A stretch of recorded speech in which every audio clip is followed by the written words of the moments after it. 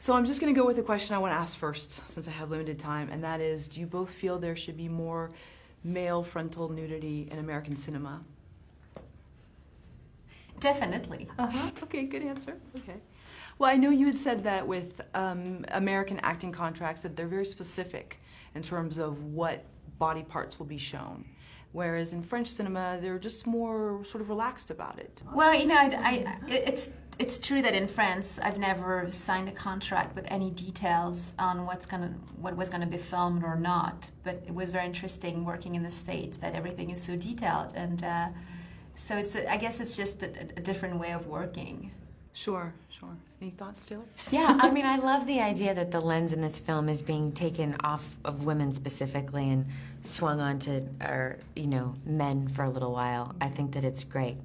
Yeah, I enjoy that. I don't see that quite as much. Right. I love it. Like, no one noticed that I'm naked in this movie. I mean, no one has told me, oh, you're naked in this movie. It's like, because there's naked mans. Right. So it's like, suddenly it makes me, be naked and okay. Like, no one pays attention, which is good for me. Okay. And now back to the more professional question, and that is, how did Patrick get the script to the two of you, and what made you say yes? I got a call from Mark Duplass, and whose work I'm very much a fan of, and the script was wild. I mean, the ending especially, I was not sure how it would go. But after meeting with Patrick and talking to Mark quite extensively, it seemed pretty clear that they had a interesting vision. Yeah. Sure.